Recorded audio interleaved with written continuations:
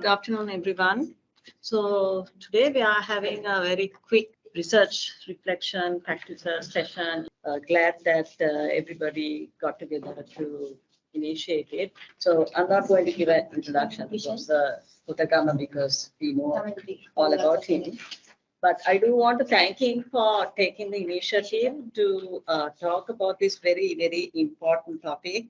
About how Asswasuma poverty alleviation scheme is being portrayed and how the Samudhi has been turned into the Asswasuma. And as you know, this is an IMF requirement. And he has written already a blog about this. I think all of you would have gone through it. If not, I think 3 blogs. It tends to be 3 blogs about Asswasuma. And it is, I did go through it. It gives a very quick overview of what is happening at this moment. And so 3.5 million have been promised, but 1 million has been left out. So why and how that has been left out is the question.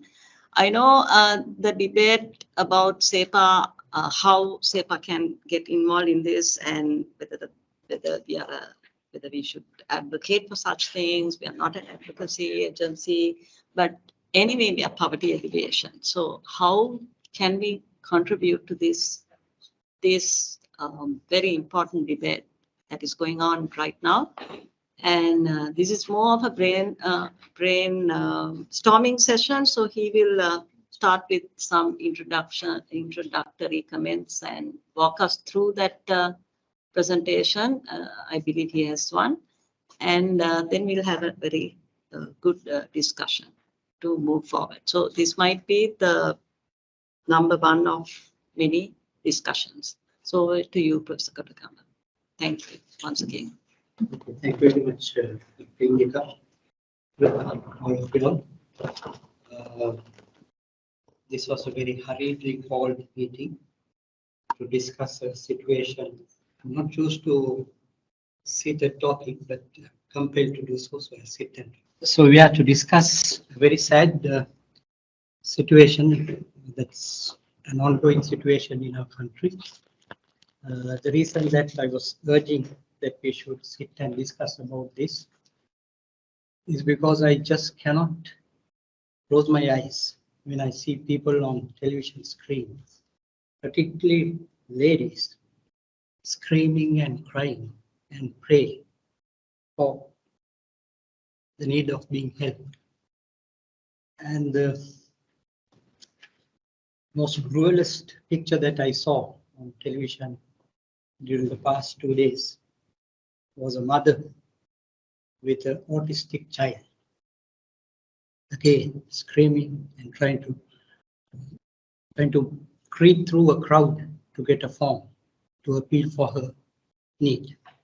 When on picture, it's obvious that she should have been selected. Or there's no need to select. Just the picture of that would say to us that she should have been within that Asswasuma scheme.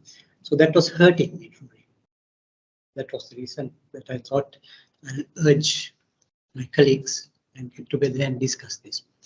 So having given you the sentiment behind it, if we get to the objective facts of it, let's start from now and trace it back. Right now, we have a new welfare benefit scheme, which is called, as you all know, the Asswasuma scheme, which is a substitute of what we had, which is the Samudri scheme, the Janasavya scheme of the yesteryears. So why is it that we had to change what we had, the Samudri scheme to Asswasuma scheme all of a sudden? That you would again know. That is because we were bullied into a situation. Please excuse my word. I always express what's in my mind. I don't look for diplomatic words. Okay, so we were bullied into a situation of course, due to our own faults of mismanaging the economy, to accept a program that we had proposed and the IMF has accepted, in which we had to change this system. We had to change this system, the system that is the welfare benefit system. So we had now agreed with the IMF upon accepting loan for economic recovery, as you see there, to reform the social safety net. So the reasoning for this change is what you see here. The first one is, of course, the ongoing economic crisis. The ongoing economic crisis has led to what we call a class of new poor, and the existing poor has got worsened in terms of their poverty conditions. I have given you the fact sheets about poverty, the numbers you could see there. So if you go by monetary poverty, which we are familiar with, before the crisis, the poverty head count based on the monetary poverty line was 14.3. For easy to easily understand the percentages, I have also given the population numbers. So that was about 3.2 million. And then with the crisis, according to World Bank estimates, which are based on simulations, not field studies, based on simulations, the poverty rate had increased to 25.6. That is 5.6 million under the poverty line. Then recently, Learn Asia had done a study with a representative sample of 10,000 representing the whole island. And they have quantified the monetary poverty head count to be 31%. That is 70 lakhs, 6.9 million, approximately 70 lakhs. So that's a very high poverty level. Okay, so obviously there was a need to relook at the poverty issues or the poverty aspect within the country. We'll keep away the inequalities, it's mentioned there. Okay. The third point, as the IMF notes, and which is pretty obvious, is that the economic crisis has affected the poor and the vulnerable more than any of us seated around this table here, except perhaps a few of you. So our government, Sri Lankan government, since independence, have been supporting the poor through various programs. All those are discussed in the blog sites. Okay. Now, what had been weak in our programs, according to IMF and World Bank studies, is that our programs have had inadequate coverage and inadequate targeting. In terms of coverage, what it means is that the monies that had been provided had been only sufficient to take care of 12% of their consumption needs, only 12%. And further, only about 38% of those under poverty were provided with these benefits.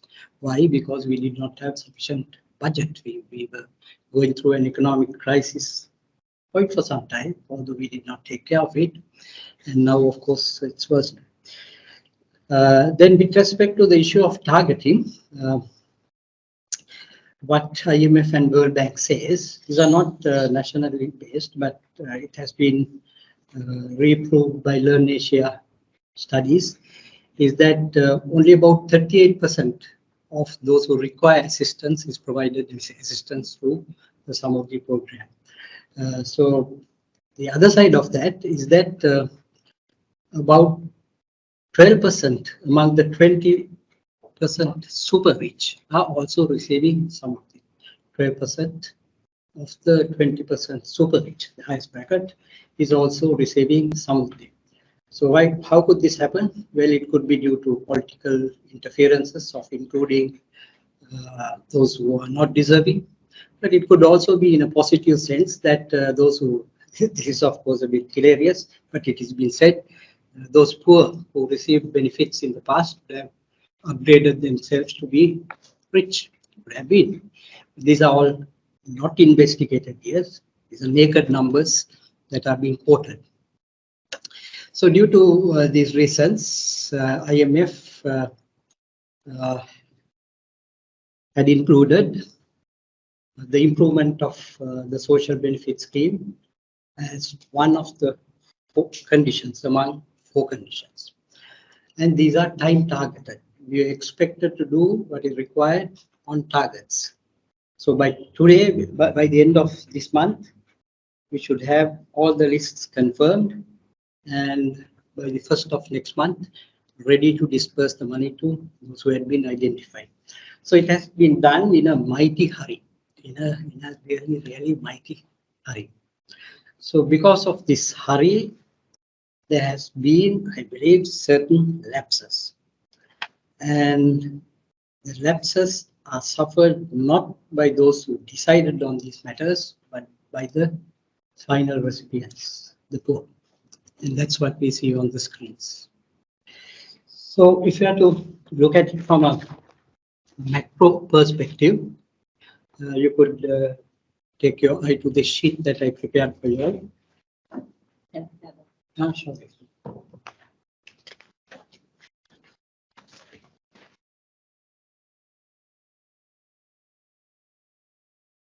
I'll keep my presentation very brief so that I listen to all of you all and we sort of brainstorm, consider what we could do. Safer. So, so as I earlier pointed out, the monetary poverty rates are seen there. The headcount monetary poverty rate as of 2019 is 3.2. Soon after the crisis, that is in 2022, it has increased to 5.6, and now in 2023, as of Learn Asia study, it has increased to 6.97 lakhs. 7 lakhs. Okay, now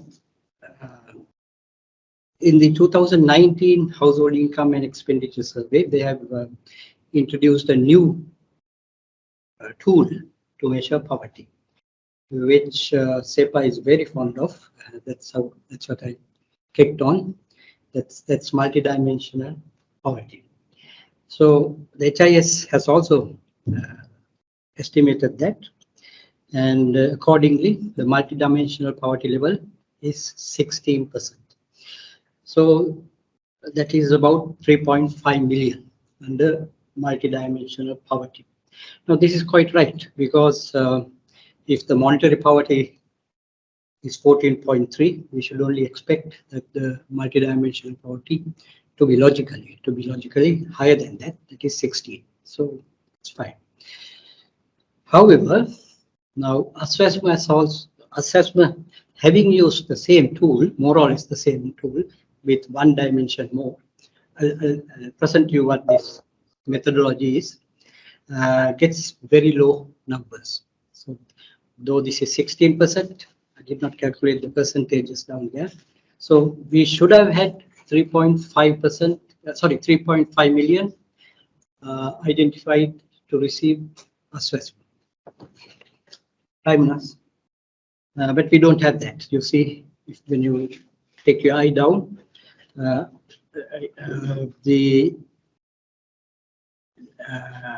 you go to the title Asswasuma, 3.2 million had applied for Asswasuma. So that is very close to what HIES had identified, 3.5 to 3. So it's quite valid. It looks valid. So these 3.2 are those who thought they are poor. They thought they're poor. So this is also a measurement of poverty. Though we go get into monetary poverty, multidimensional poverty, and various other measures. The first measure, I think, the most logical measure of poverty is whether you consider yourself to be poor. What fact? Yes, please. So this 3.2 million, is that the same as those who receive some of the? Some of the numbers, Nadia, are here, down here. Okay, we'll come to that. These 3.2 are the ones who applied to the welfare benefit boards considering that he or she is poor. Or that they were aware of the system? No.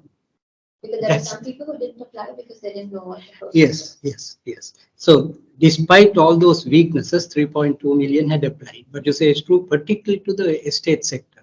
In the estate sector, they had thought, I'm in discussion with a representative of the estate sector, Mr. Gautaman, you all know, he's an activist. So he was saying that the estate families who hadn't applied because they had thought because they are employed, they would not get it. Okay. So this number should have been higher. Should have been. So we could find it. That's what we should do.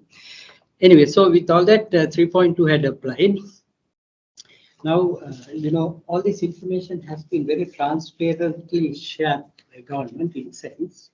So the government has issued two gazettes. So this first gazette explains the methodology, how it is measured. And the second gazette gives us what numbers would receive this. But this is very strange. Even before assessing poverty, the gazette is issued giving numbers who would receive. So there is something, not something. It's really fishy. I'm using street language. Okay, it's really fishy as to how the government could come up with numbers of those who would receive this benefit when who should receive is being yet assessed. So there itself there is a flaw. Anyway, so this is that gazette. So according to this, 2.52 million should receive. But there is a classification here. The classification is such that the Samurdhi, the equivalent to Samurdhi, which is called Schedule 1 in Asswasuma Welfare Benefit Scheme, is classified into 4. I start with the bottom, which says severely poor. Severely poor is equivalent to the Samurdhi, severely poor. And then there's another which is called poor. So those two together would be 1.2 million. Okay, 1.2 million. Now that is below the current sum of the recipients. So already we knew, although we were not active on this, although we were not monitoring what's going on, it was known that it would be lower than what is now. Okay, so what is now the Samudra is 1.65. So here it is 1.2. So it was expected. It was expected. And then the other two categories are the vulnerable and transition. These are not very clearly defined, but these are these are the groups that are called the near poor, those who fell below the poverty line due to the economic crisis. Now there's a problem of lumping all these together. That's one reason why there are riots out there. I'll explain that to you. Okay, because they have lumped all these together, and although in the Welfare Benefit Board, in the data that is presented, they are classified separately, but by lumping them together, there is an issue for protest. Okay, so the first point to recognize is that we all knew that what Asswasuma would provide would be less than the current sum. We knew that, but we did not voice. We means all of us and all out there. Then Asswasuma real, how many have really received it? That's not given in the Welfare Benefit Board, but we can count it if you take each village. So there are so many, what are they called, Grama Niladhara divisions. If you go one by one, we can count it. I didn't want to count it, but the Janata Vimukti Peramuna, the political party, has inside the information, I believe, and they have given the information. They say 2.3 million. 2.3 million. Now that is equal to Samurdhi, where in which if you add the poor and the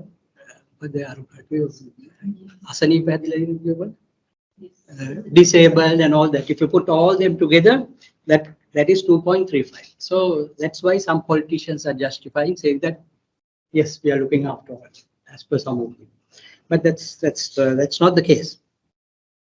Okay, now if you look at the next slide, by yesterday evening and on news, 2 lakhs have appealed.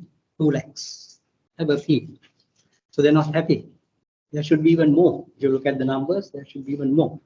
So these about 6% of the applicants have already applied within 3 days. Now we have till 10th of next month. So all these others who have not got it will obviously appeal. And the appeal process is also very complicated. You would have seen again on news. One would have to fill a form, and then take it to a communications outlet. They would be making good business these days, inputting the data to the system. So all that. So this is in terms of numbers. So we do understand why people are agitating against the system. The numbers itself explain it. The sorry part of it, the sad part of it, is that we also knew this. We knew this. SEPA, at least I knew it. That's why I proactively tried to stimulate us as well as others through blogs and so forth. The next part of this is about the weakness of the methodology. Now, very many were very happy that the methodology was being changed, particularly the intellectuals. They thought a very complicated, all containing comprehensive way of measuring poverty is being introduced, and that's what the chairman of the Welfare Benefit Board also said. It can be good science, but if it's not properly applied, it can be a living. So this, I think I should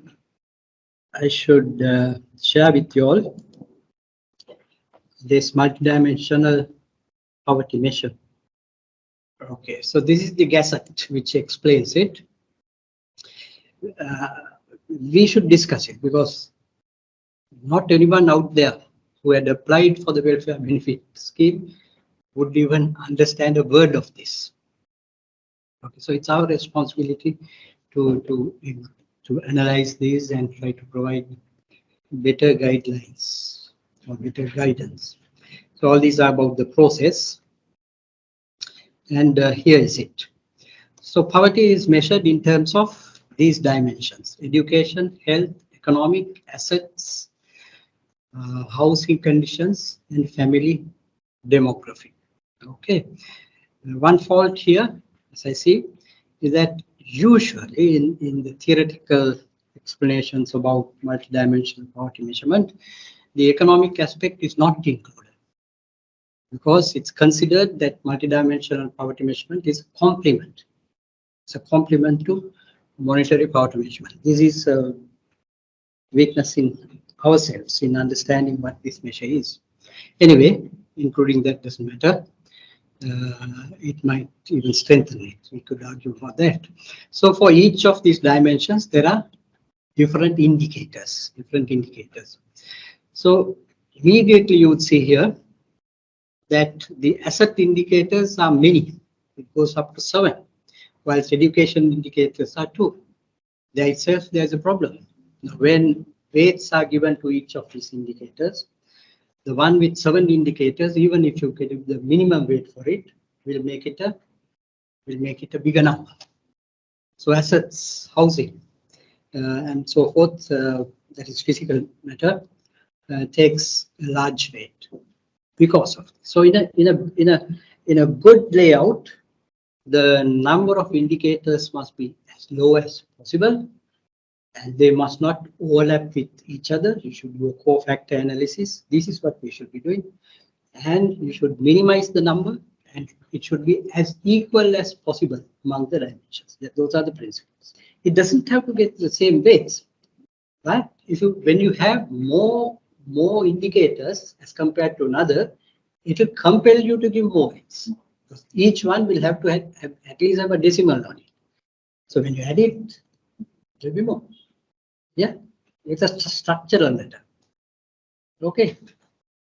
So there are structural weaknesses in it. Beyond the thinking, structurally it's clear. And the other thing is some do overlap. This of course can be overcome by statistical analysis.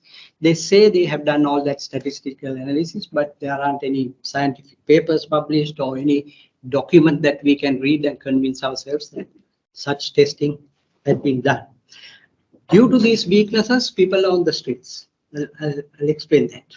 Okay, if you listen to the people out on the streets, they always say, "Yaata ගෙවල් තියෙනවා මට මේක නෑ." That's all because of this measurement errors. Okay, so these now look at this. So the process is this: based on these indicators, there's a first level of cutting off who is poor and who is not. For each indicator, there's a cutting off of saying who is poor, who is rich. Okay, and then the count, I'll show the table later. The count is added with the weights, and each person will get a poverty indicator. So I can be 0.5, you are 0.3, she's 0.2, and so forth. Okay, now to do that, the first step is this. So education. Now this is what the JVP is picking at, okay, which is justified. Education level. If one has passed ordinary level, he is not poor. Didn't we see this at all? This 22 million people, literate people, didn't we see this? So if one has passed O level, he's not poor.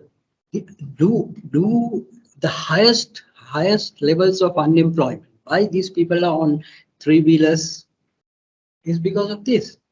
Do we have jobs sufficient for them? Does having a O-level certificate assure employment income?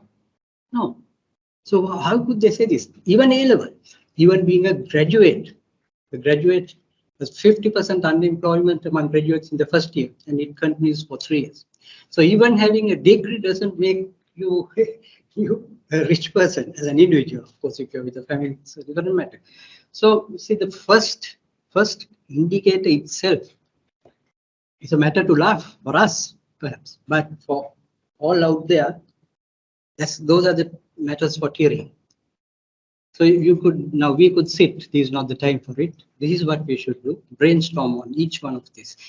Are these the right ones? Now you might think, well, who suggested this? It's the World Bank. World Bank is a bank. It's there to provide us money and not knowledge. Knowledge you get from universities, not from banks. But because we are beggars now, whatever that is said by IMF and the World Bank, we accept. And because it's on a strict line, we do not have the time to discuss it.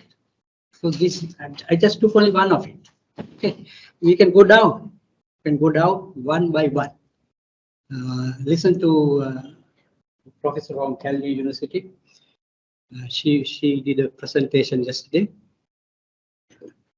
You would know what each one is. Okay. Then what happens once that cutoff is done? I'm going down. I'll not take one by one for the interest of time. See, like a toilet. No, I just stop there. Wouldn't a house have a toilet? Now, during our kids' days, we also went out. I must say that. Okay, but that as a kid. But doesn't any house have a toilet now? So these redundant to have this. Necessarily. I get your point. If you go to the very rural areas. Even in Colombo. Really? Mm-hmm. So we went to this CJ that launched yesterday about urban poverty, and they're looking at underserved settlements. Yeah. And they're talking about common bathrooms. Yes. Nobody has bathrooms there. Okay, I take your point. Okay. So it's not, I wouldn't say it's redundant. Not redundant. I'll withdraw my word. Take the next one. Main source of lighting. Now I will not withdraw it. Because according to national statistics, more than 95% do have a supply of electricity. Isn't that redundantly? Yeah. So if you want to capture that 5%, well and good. But not, we need to fine tune this. We want to capture the major variables which should explain poverty. Okay, not the extremes.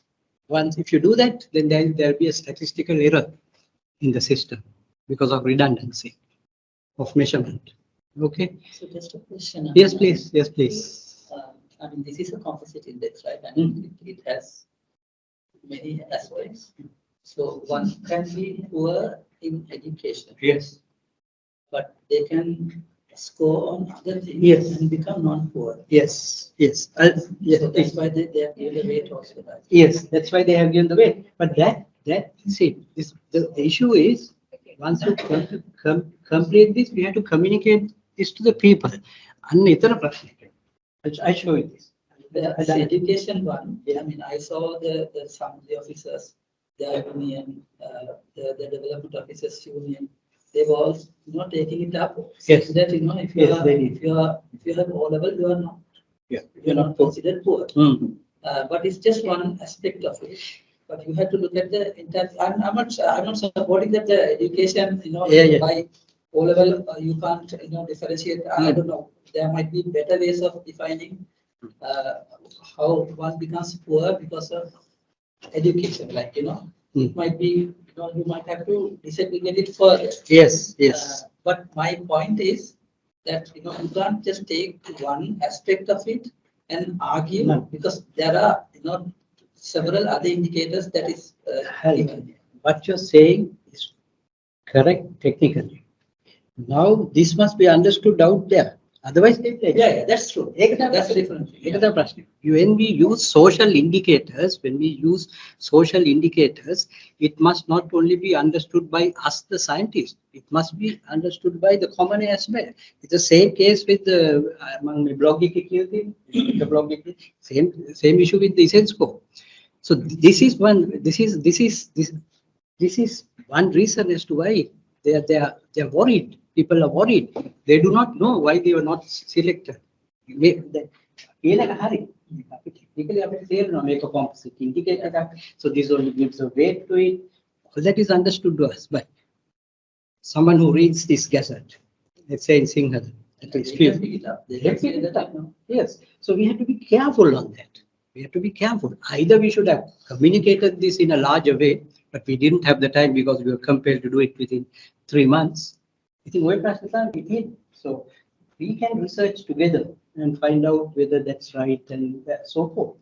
But what I'm trying to explain is what's happening out there and why it is happening. So is it, I mean, the point that you are trying to get at? Yes. Is it that we don't communicate about this gazette or the fact that the gazette itself has flaws in it? So both. there are two things. I'm saying both. You are saying both. Yes. Like even the education one. Okay. Now, someone who had passed the O level cannot be considered rich unless you have to filter it with having a job or not. Something open. Filtering mechanism නේ ඒ වගේ අඩුපාඩු මම ගොඩක් හදලා තියෙනවා. I'll share with you. I have looked Yes, at I mean, we also, I mean, when we engage with World Bank and UNDP, the welfare benefit board, I mean, we also raised this. I mean, only response that we got from them was that, the gazette is published. That's right. So we go with it. It's too late. I spoke with, now I'm getting Like you said, they fixed everything. Yes. And then That's right. That's the same response. What I would say is, Yeah. while you're presenting this, Yeah. what we should also think is, what can we do? Yes. Short term versus long term. Yes, I have that in the agenda for you. Okay. Exactly. Otherwise, this is just a talk show only now. So we have to get to that. That's right. So this is how it's being calculated. All this, although you see all these complicated equations, this is a simple matter on Excel. You can do it on Excel. I'll show you Excel spreadsheet. So what you see here is an individual one, say quota, me. So I'm poor in education, so I get 0. I'm poor in the next level of education also, so I'm a kindergarten on it. So if you go into the next indicator, well, health, okay. So you see, so for 4 people, they have given this example. So these are the weights.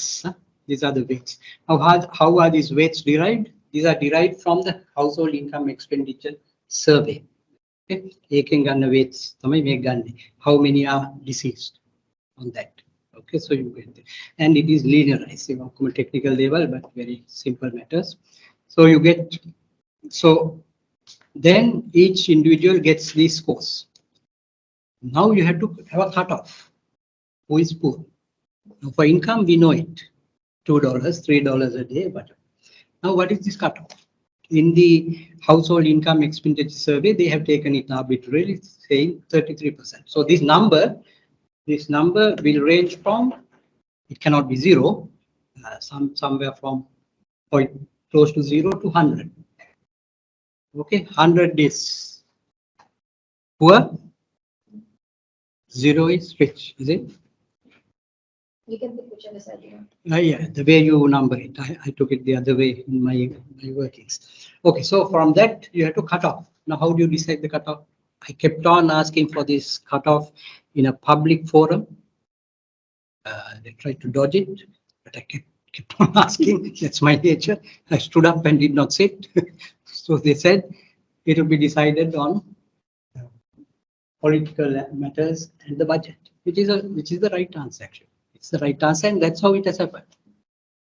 Okay, but still I'm trying to get inside this through friends and foe and get this cutting off point. So there are two explanations. One is where they say cutting off is based on poverty within each province. That is a killer, because if you do that, if you take the estate sector, you will be identifying poor among the poor. You'll be identifying poor among the poor. I can show you. I had done these simulations. They are there. I'm only talking to you now. So those are not known. There's a mystery on that. So if you put all these together, only few of it, as you see, on the measurement aspects, the weaknesses. Multi-dimensional poverty measurements were done hurriedly, just for the sake of meeting IMF targets. We have not got involved in any discussion. When we say even SEPA has not got involved, that's what I hear, although you said we had some discussions with World Bank. So there's a theoretical matter here also. This welfare scheme is very specifically mentioned in the IMF document, is meant to take us, or tide us over through this economic crisis. This is not a normal welfare benefit scheme. That's what is said in the document. That's what we have signed for. If that is so, then we must be able to identify those who had gone under poverty during the economic crisis, not the normal. So this multidimensional poverty indicator cannot capture the dynamics of poverty change, because the indicators are mostly long-term indicators. If you want to measure poverty in the long term, okay, long-term changes in housing, the lighting, the toilets, and education levels, all that happens in the long term, not in a dynamically changing economic scenario. So the choice of a multidimensional indicator for this purpose is wrong. Is wrong. If you say it is correct, I like to know why it is correct. It's wrong. I would say this to the World Bank. If the World Bank experts were here, I would say it. It's wrong. So our responsibility, this is what we have suggested. We have discussed this in a few meetings. This is a situation of coping situation. This is a coping situation. You know, you would have learned about the Ratchet's theory of consumption, where consumption goes up, but when income comes down, consumption does not come in the same trajectory. It will come with a slighter slope. So we need to identify indicators that can measure the coping mechanism, not otherwise. They are a bit of research. This is research for us. This is what we should be suggesting. So this NPI, though it looks so great, the answer that we get is that it is gazetted, but it should have been validated and gazetted. We should know how was it validated. Okay, there are lots of ways of validating a measurement. It's a science by itself. It's a science by itself, and it can be done. Now I have done work on measuring entrepreneurship. That's also multidimensional. So you have ways of perfecting the measurement. It must be public information if they have done it. Then the next issue, this is the other one. Since the measurement is comprehensive, therefore complicated, data collection is very data intensive, time consuming, etc. It needs training. That is why SEPA was perhaps requested and contracted to train them. But what finally happened is that untrained invigilators kept on taking, and that could have been a reason. So there's lack of trust on the data collection process. So the observation, the untrained people cannot observe because they were expected to observe certain things. While clicking, they were expected to observe. So these have not happened. That's what they're complaining about. So it's very data intensive. You know, social indicators, although it is good for research and science, when you're doing it in a practical sense, it must be as simple as possible. It must be as simple as possible. We're not trying to prove our scientific capabilities to those poor people out there. Okay, we must be able to combinedly, in a participatory manner, identify their poverty, not by ourselves with a tool. So this is lacking. That is why they are suspecting us. So other thing is money is yet part of this multidimensional poverty indicator, which ought not be. Okay, people do not understand this. I take a bet that none of us, including me, would not be able to explain this to anyone out there on the streets, not even to anyone who had applied for this. It is not possible. So it is not a good applied indicator, not a good applied indicator. Okay. Both parties must be able to understand what's being assessed. So some indicators are unacceptable, such as education. I quoted this aspect of toilet, which you corrected me. So nevertheless, we must be able to go one by one and understand. Now here's the point that you raised. One indicator for one is good, but for another not. Okay, this is the issue. Now one may have a good tiled house, party tile or whatever. So he's 0. But the other one may score better in that. So this one would cross compare. Say, see, that guy has what, a scooter, but he's getting it. But he may be poor in all the other things. So that's what he should say. So in society, it's not the numbers that matter. What they see is what matters. So that's why they're complaining. And the other reason is this, I put this here itself. We have put all these poor, transitional, what are this? Transitional, vulnerable, poor, and severely poor, all in one assessment. Now, those poor were actually rich. Before the crisis, they were rich. Now, because of the economic indicator, maybe they are poor. So they may be having a good house, they may be having a scooter or a small van. They must have been doing some small businesses.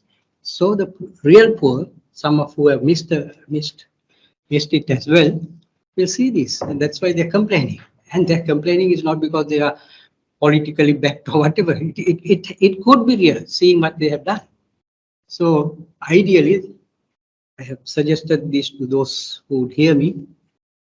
I should have done this as 2 blocks to identify the near poor and a program for them separately. I discussed this with you as well, with some new name. That's what they do politically.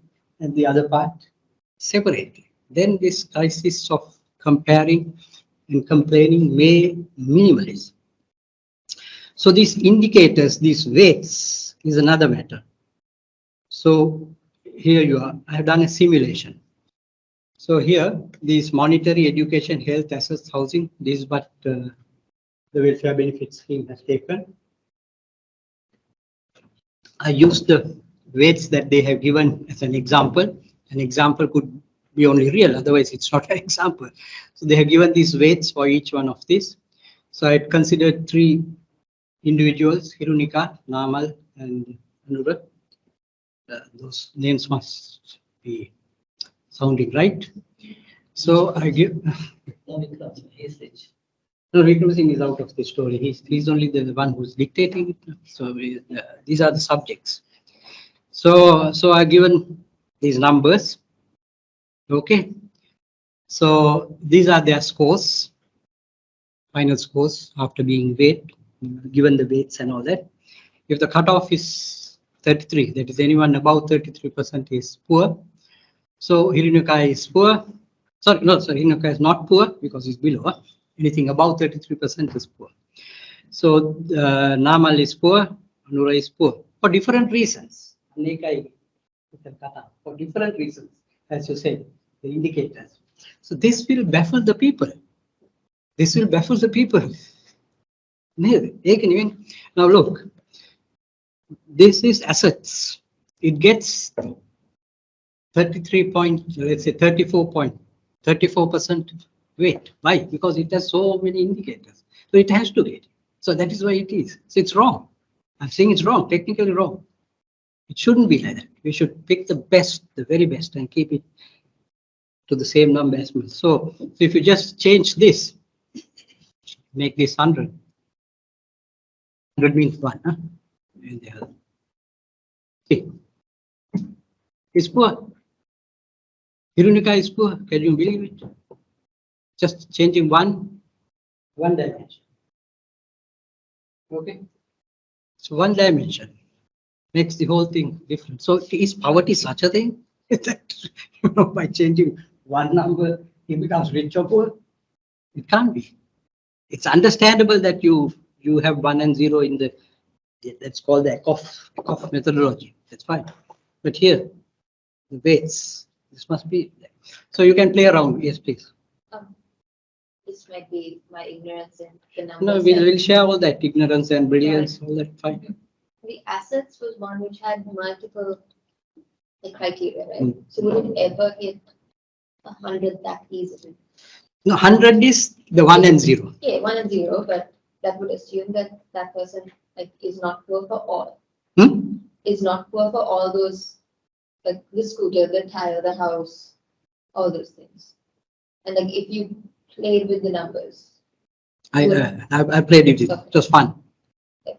It'll drive me mad, but okay.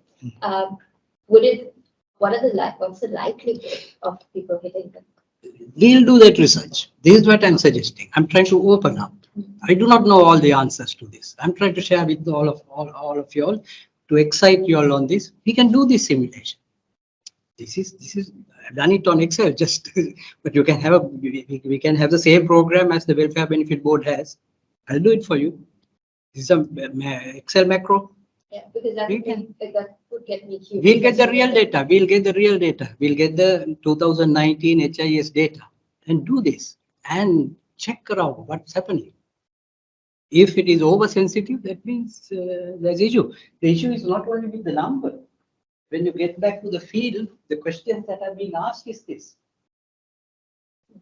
Then you got it. Assets, I mean, like she says, assets that has a lot of indicators, right?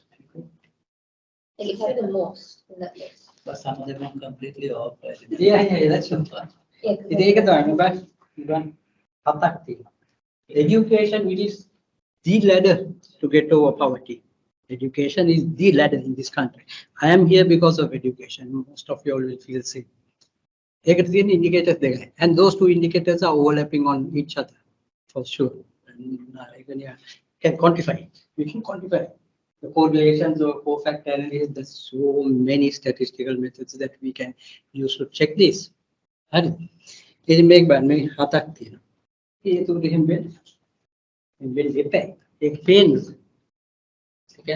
a machine ka ගෙදර තිබුණත් ඒත් non. මයියක කපන machine එක ගෙදර තිබුණත් non. Then electricity, you take the, I'll pick on another one, electricity. Less than 60 watts, you're poor. Okay, above 60 watts, you're rich. Now we are saying people should have small and medium or domestic enterprises. Hitanda ready mahana. Ready kilowatt at the end of the lighting will do that can on each way. Gather a ledek in now. But I watch me and the bull on the king with me. I gather a ledek in me matakau the given mission Glen. So he has to have the fan on 24 hours a day. And you work at home, daughter is working at home, you have to have the fan working. So if you take extreme pick, then there are, but let's not get to the extremes of these.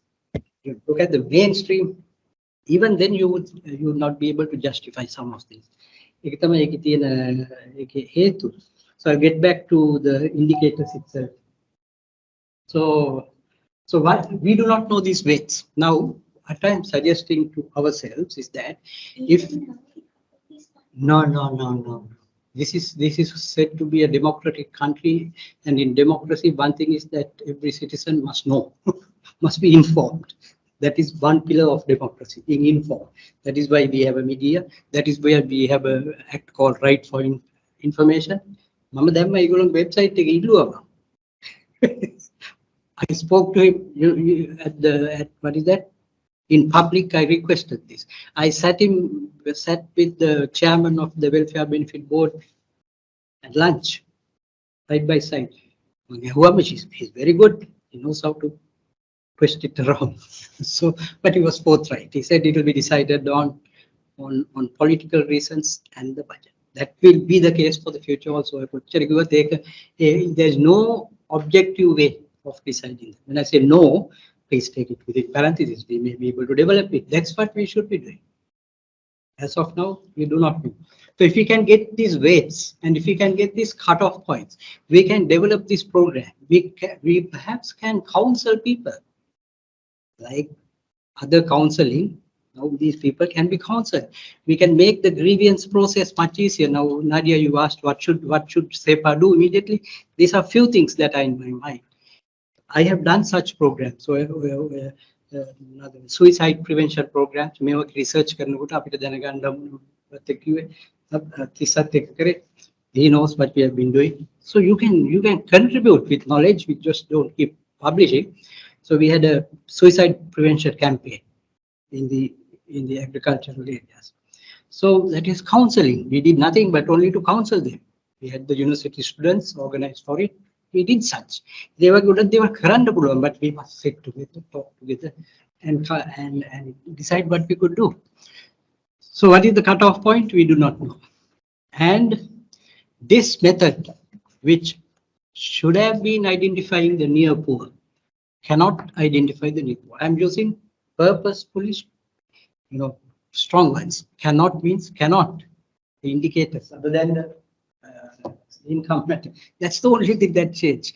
If after poverty, then we have to look for coping. What are they called? Coping indicators. So Learn Asia has identified some of those, like how many children gave up education, how are they coping with their food consumption, missing a meal, or the parents giving up their proper meal for sake of their children. Scientifically, these are the best indicators that can measure poverty in a crisis situation. So what I'm saying is that MPI is a good indicator.